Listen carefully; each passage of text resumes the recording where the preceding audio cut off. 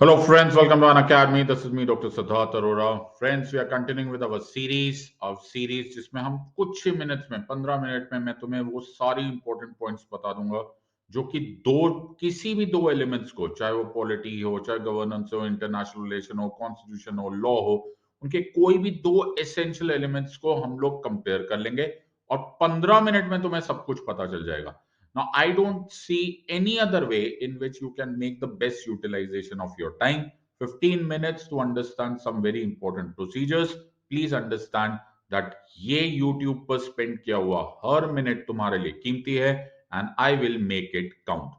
So आज के topic है the difference between Indian Penal Code जिसे popularly IPC बोला जाता है and the Code of Criminal Procedure जिसे popularly criminal procedure code CRPC बोला जाता है.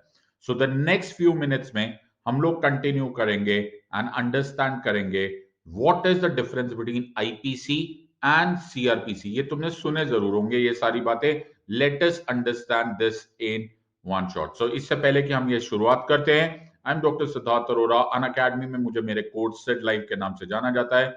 SIDLIVE ये मेरा रेफरल कोड है.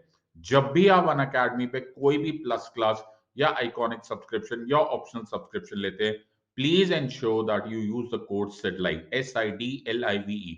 पहले आप अन अकेडमी की वेबसाइट पे जाइए, अपना कोर्स चूज कीजिए, अपना ड्यूरेशन चूज कीजिए और जहां पर पेमेंट का स्कोप आएगा वहां पर एक रेफरल कोड की जगह आती है, वहां पर लिख दीजिए SIDLIVE और आपको इमीडिएटली एक ह्यूज डिस्काउंट मिल जाएगा. Use this code. Give yourself a realistic chance of cracking this exam and let us follow today's video. So, आज का वीडियो पढ़ने से पहले we should understand what is IPC. Indian penal code, भारतीय दंड संहिता एक सब्सटेंटिव लॉ है. What is a substantive law? तो मैंने एक एग्जांपल दिया है. तो ये section 299 culpable homicide, section 300 murder, section 301 culpable homicide by causing death of person other than the person whose death was intended, section 302 punishment for murder. तुमने कई बार सुना होगा दफा 302 के तहत फलां फलां को कत्ल के इल्जाम में सजाए मौत दी जाती है. अब ये क्या है? ये सेक्शन 302 इंडियन पीनल कोड, भारतीय दंड संहिता है. तो सब्सटेंटिव लॉ क्या होता है? सब्सटेंटिव लॉ होता है वो जो कोई ऑफेंस, किसी गुनाह को डिफाइन करता है. What amounts to murder? क्या तुमने किसी को थप्पड़ मार दिया तो वो मर्डर है? नो. तो जो थप्पड़ मार दिया तो वो क्या ऑफेंस है? इसको डिफाइन करने वाले लॉ को सब्सटेंटिव लॉ बोलते हैं. भारतीय दंड संहिता में ऐसे बहुत सारे लॉज होंगे और बहुत सारे ऑफेंसेस को अलग अलग तरह से कैटेगराइज किया है. मर्डर क्या होता है, कल्पेबल होमिसाइड क्या होता है, किडनैपिंग क्या होता है, क्रिमिनल इंटिमिडेशन क्या होता है, किसी को थप्पड़ मार दे तो हर्ट करना तो क्या होता है, ग्रीवस हर्ट क्या होता है, and so on and so fourth. ये सब्सटेंटिव लॉज होते हैं. साथ में उसके ये भी डिफाइंड होता है कि वो जो भी गुनाह हुआ है या जो ऑफेंस हुआ है उसकी क्या पनिशमेंट है और किस क्वांटम तक दी जा सकती है, किस में मिनिमम है, क्या मैक्सिमम है, and so on and so fourth. ऐसे लॉज को सब्सटेंटिव लॉ बोलते हैं. इंडियन पीनल कोड, भारतीय दंड संहिता एक सब्सटेंटिव लॉ है. इसके मुकाबले अगर हम दूसरा देखें तो ये है प्रोसीजरल लॉ और CRPC, क्रिमिनल प्रोसीजर कोड. अब तो भैया इस नाम से समझ में आ जाता है, it is a procedural law. तो अगर तुमने ये न्यूज अभी सुना होगा तो Gujarat court rejects bail pleas of 7 accused in Morbi bridge collapse case. अब ऐसी जो चीजें होती है, बेल क्या होती है, जमानत क्या होती है, अरेस्ट हिरासत में कैसे लेना होता है, क्रिमिनल ट्रायल कैसे होता है, तहकीकात कैसे होती है, पुलिस अगर अरेस्ट करती है तो क्या कोई प्रोसीजर फॉलो करना पड़ता है, जमानत का कोई प्रोसीजर होता है, किस केस में प्रोसीजर चल रहा है, किस में मना है, etcetera etcetera, everything A to Z about procedure. किस तरह से सब्सटेंटिव लॉ, किस तरह से IPC फॉर एग्जांपल भारतीय दंड संहिता किस तरह से वो यूज की जाएगी, इंप्लीमेंट की जाएगी, उसको लागू कैसे किया जाएगा. तो एक तरफ पर एक लॉ है जो कि ये डिफाइन करता है कि ऑफेंस क्या है, गुनाह क्या है, गुनाह की पनिशमेंट क्या है. दूसरा कि उस गुनाह के वाले लॉ को, जो डिफाइंड लॉ था, जो सब्सटेंटिव लॉ था, उसका इस्तेमाल कैसे करना है, उसे इंप्लीमेंट करना कैसे, इसे बोला जाता है प्रोसीजरल लॉ, और सीआरपीसी एक प्रोसीजरल लॉ है। तो हमारे पास दो लॉ हो गए, एक सब्सटैंटिव, एक प्रोसीजरल, एक आईपीसी, एक भारतीय दंड संहिता। सो अगर मैं आईपीसी 1860 की बात करूं तो वो एक सब्सटैंटिव लॉ का एग्जाम्पल है। तो एज आई टोल्ड यू, मैंने जो आपको ऑलरेडी बता दिया है, डेफिनेशन ऑफ ऑफेंस क्या है, कि ये क्या डिफाइन कर रहा है, कौन सा ऑफेंस है। तुमने किसी को मारा पीटा कुछ भी किया, कोई सेक्सुअल ऑफेंस है, वो कौन से सेक्शन में आएगा और उसके अंतर्गत आपको क्या पनिशमेंट मिल सकती है, वो बेलेबल है नहीं है, कॉग्निजेबल है नहीं है, संज्ञान लिया जा सकता है directly, etcetera and so on and so fourth. ये सारी चीजें इस लॉ में लिखा हुआ होगा, तो आपको ये इजीली समझ में आ जाएगा। दूसरा, ऑब्वियसली इसकी पनिशमेंट क्या है and so on and so fourth, ये पार्ट है। अब ये स्टार्ट हुआ कैसे? ब्रिटिश टाइम्स के टाइम पर, ब्रिटिश सिचुएशन के टाइम तक आपको ये बड़ा ही प्रॉब्लमैटिक सिचुएशन था कि हमारे अलग अलग लोगों में, अलग अलग प्रांतों में, प्रिंसली स्टेट्स में अलग, प्रोविंसेस में अलग, अलग अलग लॉस चल रहे थे, और उन लॉस को एक तरीके से एक ही जगह से इंप्लीमेंट किया नहीं जा रहा था। इस प्रोसेस को बोला जाता है कोडिफिकेशन। कोडिफिकेशन एक कंट्री में होना बड़ा जरूरी है ताकि एग्जैक्टली पता हो कि कहां पर कौन सा लॉ अप्लाई किया जा सकता है और कहां पर नहीं किया जा सकता। सो ये जो प्रोसीजर है, ये जो प्रोसीजर है और आदर ये जो लॉ है, इसको कोडिफाई करने की जरूरत महसूस हुई। और इस कोडिफिकेशन का प्रोसेस एक्चुअली 1834 में पहले से स्टार्ट हो गया था, जब इंडिया में ब्रिटिश टाइम्स के टाइम पहला लॉ कमीशन बना था।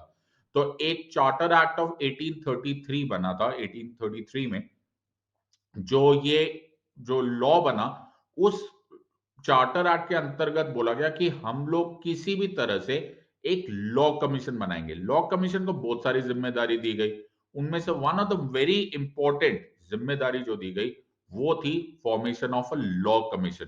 लॉ कमीशन जो उस टाइम पर थॉमस बेबिंगटन मैकॉले की चेयरमैनशिप में बनाया गया, उन्होंने ये काम करना स्टार्ट किया और 1834 में एक ड्राफ्ट आईपीसी बनाया गया और इंडियन पीनल कोड, भारतीय दंड संहिता बनाई गई। इसी 1834 वाले ड्राफ्ट आईपीसी को soon after the first war of independence, जब फर्स्ट वॉर ऑफ इंडिपेंडेंस हुआ 1857 के बाद, तुरंत उसके बाद इसको इंप्लीमेंट करने की बात हुई, and that is the IPC 1860 जिसको आज हम लोग पढ़ते हैं। ऑब्वियसली ये सेम तो रहा नहीं है, लेकिन मोटा मोटा आज भी वैसा ही है। In other words, IPC 1860 codified criminal law था। इन अदर वर्ड्स, अब ये पूरे इंडिया पर एप्लीकेबल था in most cases with a very few exceptions, लेकिन आईपीसी बन गया, इसलिए इसका नाम है इंडियन पीनल कोड। कोडिफिकेशन हो चुकी थी। इसीलिए जो आज भी हम लोग आईपीसी 1860 देख रहे हैं, इट इज मोर और less the contribution of Macaulay. ये एक सब्सटैंटिव लॉ है, और क्योंकि मैकॉले का इसमें इतना बड़ा हाथ था, इसको कई बार कलॉकियली स्पेशली मैकॉलेस कोड बोला जाता है। बहुत सारे इसमें जो प्रोविजंस है, वो आपको ध्यान से अगर आप देखोगे तो आपको साफ समझ में आएगा कि ब्रिटिशर्स इसमें उस वॉर ऑफ इंडिपेंडेंस में जो जो इन्वॉल्व हुए, हम लोग जब वॉर ऑफ इंडिपेंडेंस बोलते हैं, ब्रिटिशर्स उसको बगावत या फिर म्यूटिनी बोलते हैं, वो एक्चुअली उनसे डील करने के लिए बनाया गया था। बहुत सारे प्रोविजंस उसमें अभी भी वो कॉलोनियल कलर्स है। As compare to that is the procedure law of criminal procedure code, जो कि 1861 में आया। अगेन 1861 में ये जो लॉ प्रोसीजर आया, ये भी उतना ही जरूरी था जितना आईपीसी बनाना था। बिकॉज आप उस सब्सटैंटिव लॉ को यूज कैसे करोगे? जो सब्सटैंटिव लॉ आपने आईपीसी लॉ बना लिया, आपने एक प्रोसीजर बना दिया, आपने एक लॉ को डिफाइन कर दिया कि जी ये ऑफेंस है, इसके अंदर फला फला पनिशमेंट है, लेकिन उसको इंप्लीमेंट कैसे करोगे? उस काम को करने के लिए क्रिमिनल प्रोसीजर कोड 1861 बनाया गया, और ये भी post first war of independence का ही कंट्रीब्यूशन था कि ब्रिटिशर्स इसको कोडिफाई करना चाहते थे जितनी जल्दी हो जाए। अगेन नाम ध्यान सुनो, नाम क्या है? Criminal procedure code. Code, codification, पूरे इंडिया पर, मेजॉरिटी ऑफ इंडिया, जब मैं पूरा इंडिया बोल रहा हूं, सो मोर और लेस आपको पूरा इंडिया दिखता था, लेकिन फॉर द लॉन्ग कहीं कहीं थोड़े बहुत छोटे मोटे एक्सेप्शंस जरूर होते। नाउ क्रिमिनल प्रोसीजर कोड 1861 में बना, बट 1872 में फिर एक और अमेंडमेंट आया, फिर 1898 में, और आज जो हम लोग क्रिमिनल प्रोसीजर कोड देख रहे हैं उसमें बहुत सारी अमेंडमेंट होते बट प्राइमरीली ये 1973 वाला सीआरपीसी अब ये है, वैसे बीच बीच में बहुत सारे अमेंडमेंट्स हुए, लेकिन प्राइमरीली जो पोस्ट इंडिपेंडेंट इंडिया में है वो सीआरपीसी 1973 कहलाता है।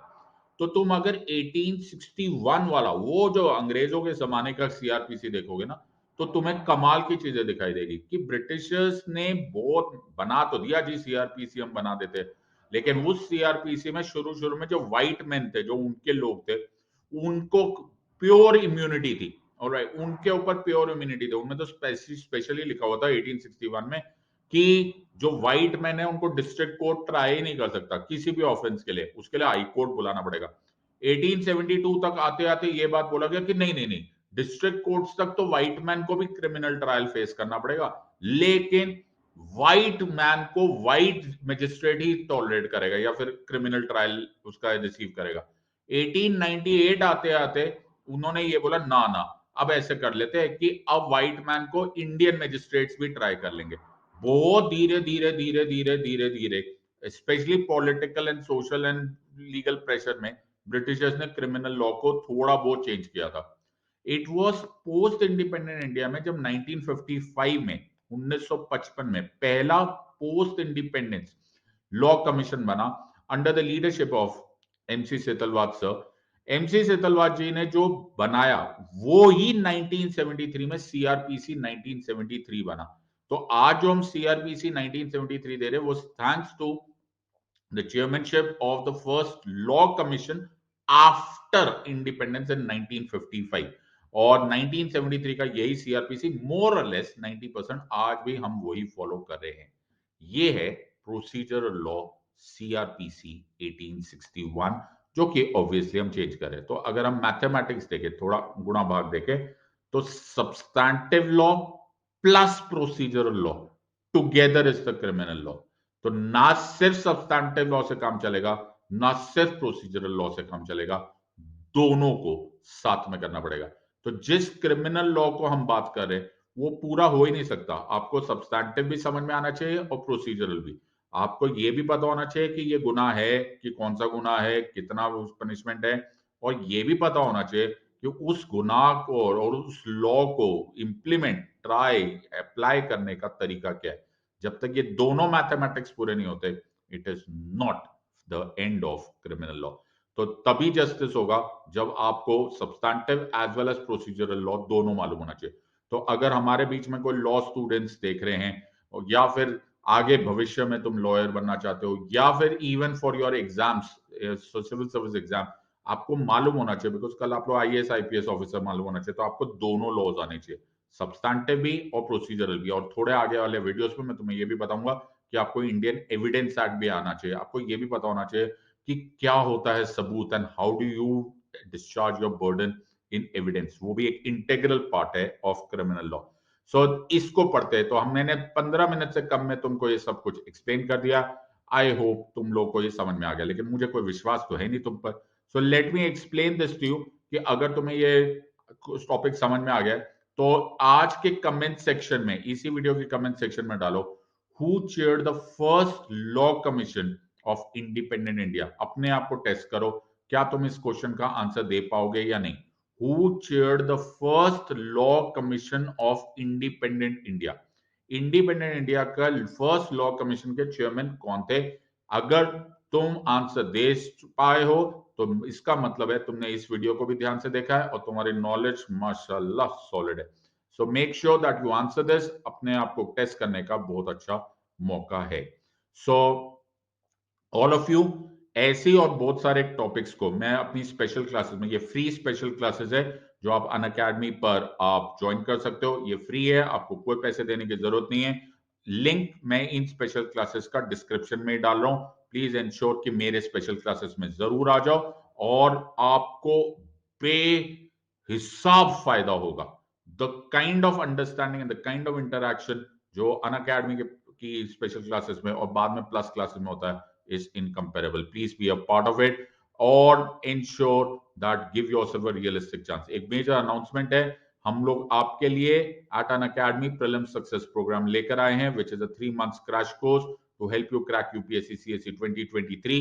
ये 3 महीने में क्रैश कोर्स है, 100% प्रिपरेशन, 300 प्लस आवर्स है।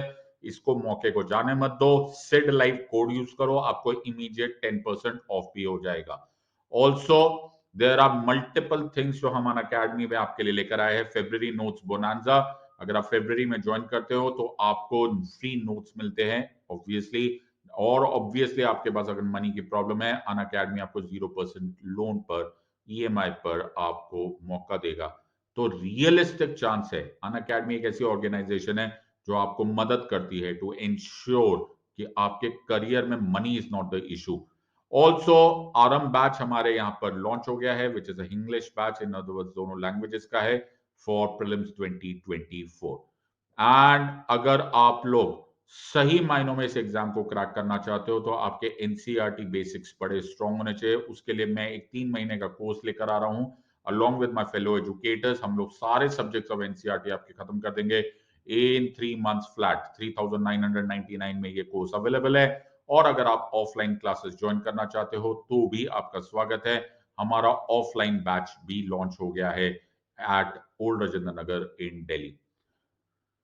I would be very happy to also invite you to join my Telegram channel, and अगर आप मेरा Telegram channel ज्वाइन करना चाहते हो तो लिंक आपके स्क्रीन पर है। ऑल्सो अगर आपके पास मोबाइल कैमरा है तो आप इस कोड को स्कैन कर लीजिए तो भी आप मेरे टेलीग्राम चैनल पर पहुंच जाएंगे। I be very happy to connect with you.